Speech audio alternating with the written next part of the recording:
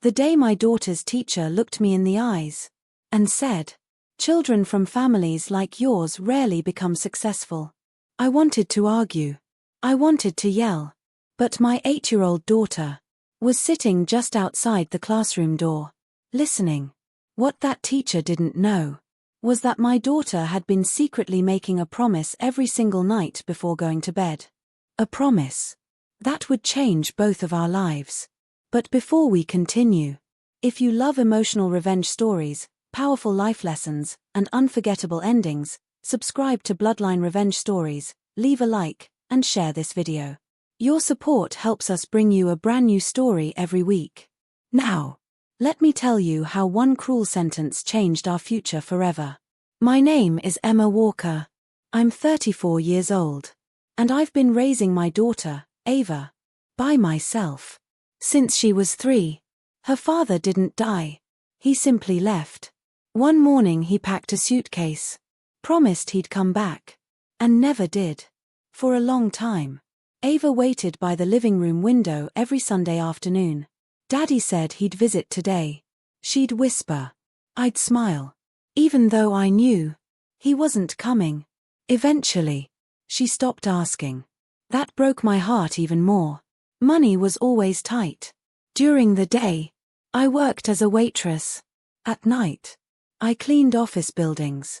Some mornings, I slept only 3 hours before making Ava breakfast and walking her to school.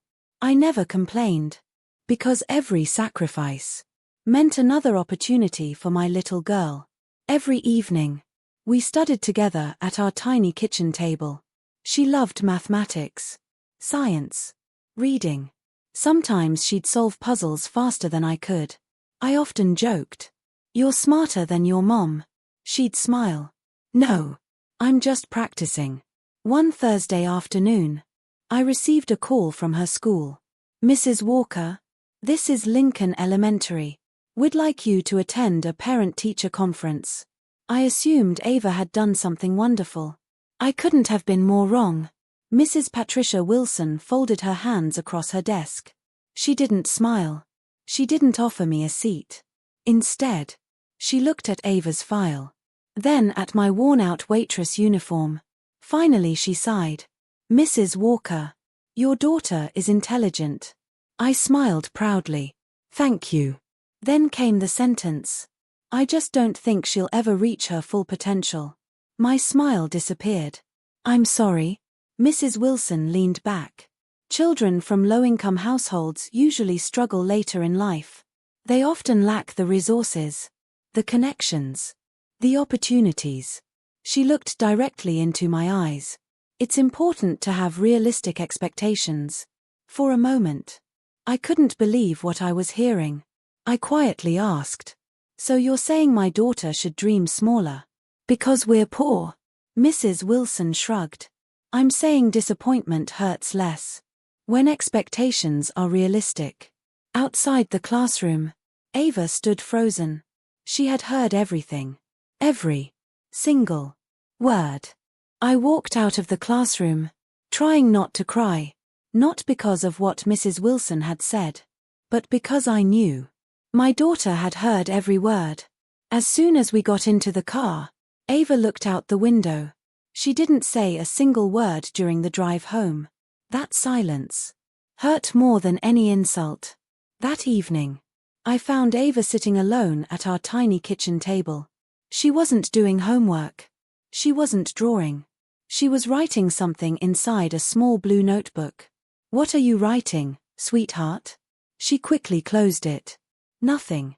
I smiled. "You know you can tell me anything." After a long pause, she slowly handed me the notebook.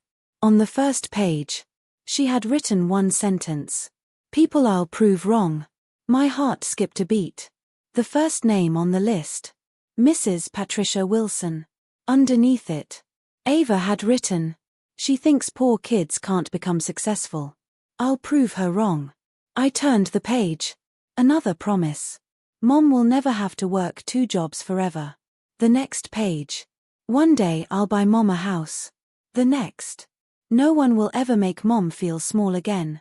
By the time I reached the last page, My tears were falling onto the paper. I hugged Ava tightly. You never have to prove your worth to anyone. She looked into my eyes. I'm not doing it for her. I'm doing it for you. Nobody gets to disrespect my mom. At that moment, I realized my little girl had grown up faster than she should have. The years passed quickly. Every morning, Ava woke up before sunrise to study. Every afternoon, she stayed after school for extra science classes. Every evening, she helped me clean tables at the diner before finishing her homework. She never complained. Not once. Money was always tight. Sometimes, I skipped dinner, pretending I wasn't hungry, just so Ava would have enough to eat. One night, she quietly split her sandwich in half. Mom, I'm full. I knew she was lying. She knew I was too. But neither of us said a word. When Ava turned 16, she earned the highest SAT score in our county. Newspapers wanted interviews. Universities started calling. Then, one afternoon, a large envelope arrived. Harvard University. Full scholarship. Tuition. Housing. Books. Everything. I cried before I even finished reading. Ava simply hugged me. We did it, Mom. No. I whispered. You did. She smiled. We did. College wasn't easy.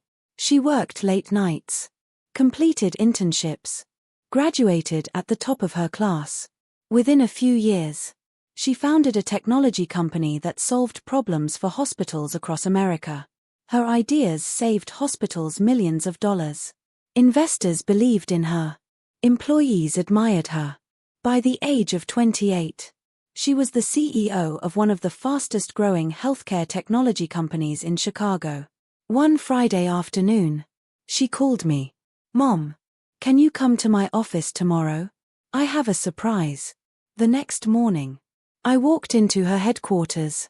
Glass walls. Modern artwork. Hundreds of employees. I couldn't believe this was my daughter's company. The little girl who had once studied at our kitchen table now led hundreds of people. As I waited outside her office, the receptionist greeted another visitor. Good morning. Do you have an appointment? The woman nodded. I'm Patricia Wilson. I received an invitation for today's interview. I froze. Gray hair. The same glasses.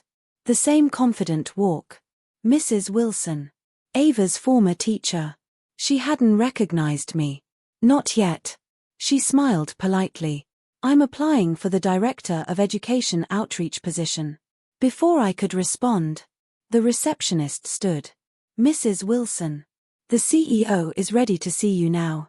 Mrs. Wilson smiled confidently, straightened her blazer, and walked toward the executive office. She had absolutely no idea. The CEO waiting behind that door was the same little girl she once told to lower her dreams. Mrs. Wilson adjusted her blazer, took a deep breath, and confidently walked into the executive office. She expected to meet another corporate executive. Instead, she stopped in the doorway, completely frozen.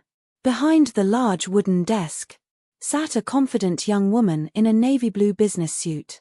Long brown hair, hazel eyes, a calm smile. Mrs. Wilson frowned. For a few seconds, she couldn't place the face. Then Ava stood up, smiled warmly, and said, Hello, Mrs. Wilson. It's been a long time. The color slowly drained from the teacher's face. Ava nodded. Yes. The little girl you once told to lower her expectations. The office became completely silent. Outside the glass wall, I watched from the reception area. My heart was racing.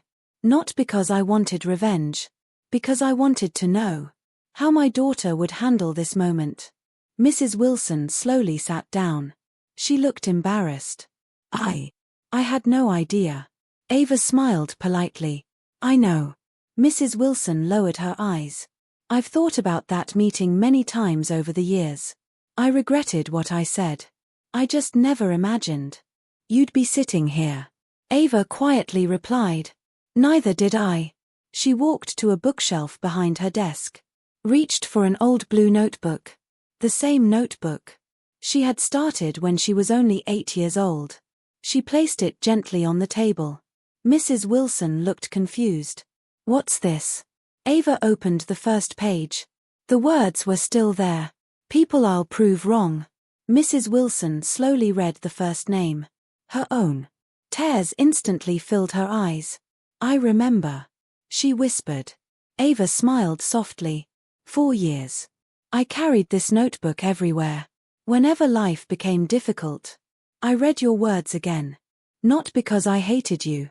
Because they reminded me that nobody else gets to decide my future. Mrs. Wilson covered her mouth. She couldn't stop crying. "I'm so sorry, Ava. I was wrong. So very wrong." Ava reached across the table. She gently closed the notebook. "You know, I spent years imagining this day. I thought I'd want to embarrass you. I thought I'd want revenge." She smiled. "But life taught me something different." Mrs. Wilson looked up. Ava continued. "The best way to prove someone wrong isn't by making them feel small. It's by becoming someone who lifts other people up." These new Mrs. Wilson regulations are wiped away expected to her take tears. effect immediately, "I don't deserve impacting your millions of kindness." small businesses Ava shook her nationwide. head. We will continue to "Maybe follow not, this story. but I These new deserve regulations peace." are expected to There take was one effect final immediately, surprise. impacting Ava millions of picked small up the businesses resume, nationwide. looked through We will it continue to carefully, follow this story. then These new smiled. regulations "We're are expected to expanding take our effect education immediately, outreach impacting program." millions of small Mrs. businesses Wilson looked nationwide. confused. We will continue to "What does follow that this story. mean?" These new Ava slid regulations the are resume expected to back take across effect the desk. immediately, "It impacting means millions of small I'd like businesses to offer you the nationwide. position." We will continue to Mrs. follow this Wilson story. stared These at new her. regulations are "You expected to still take want effect to hire me?" immediately, Ava impacting nodded. millions of small "On one businesses condition." nationwide. We "What will continue to condition?" follow this "You story. spend These new every school regulations are visit expected telling to take children effect that their immediately, impacting circumstances millions of never small define their businesses future. nationwide. Mrs. We will continue to Wilson follow began this crying story. again. These new "I regulations are promise, expected to take no effect child will immediately, ever hear those impacting words millions from of me small again." businesses A few nationwide. minutes later, We will continue to follow Ava this walked story. into the These new reception regulations area. are expected She to take looked at effect me, immediately, then impacting smiled. millions of "It's small done." businesses I hugged her nationwide. tightly. We will continue to "I've follow never this been story. prouder of These you." new regulations She are laughed. expected to take effect "You know what, immediately, Mom? impacting millions of What? small I businesses finally nationwide. crossed the last We will name continue off to my follow this notebook. story.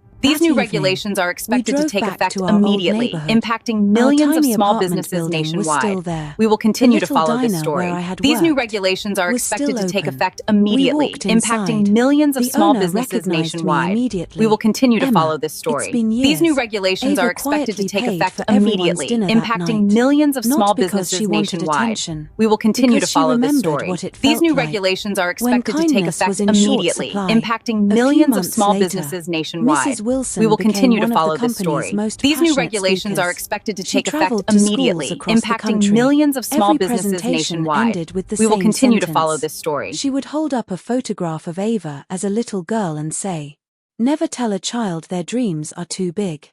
Because one day, they may be the person giving you your next opportunity." One Saturday morning, Ava found me looking through an old photo album. There was a picture of us, standing outside our tiny apartment. She smiled. "You kept it. I kept everything." I looked at her. "You know, I used to worry I couldn't give you enough." She held my hand. "You gave me everything. You gave me someone to believe in. Before I learned to believe in myself." People often think success is measured by titles, luxury offices, or large bank accounts. But the greatest success is refusing to let bitterness shape your heart. A cruel sentence once tried to define my daughter's future. Instead, it became the reason she worked harder, dreamed bigger, and chose kindness over revenge. Because true victory isn't standing above the people who doubted you. It's reaching back and helping someone else rise. And that is a legacy worth leaving.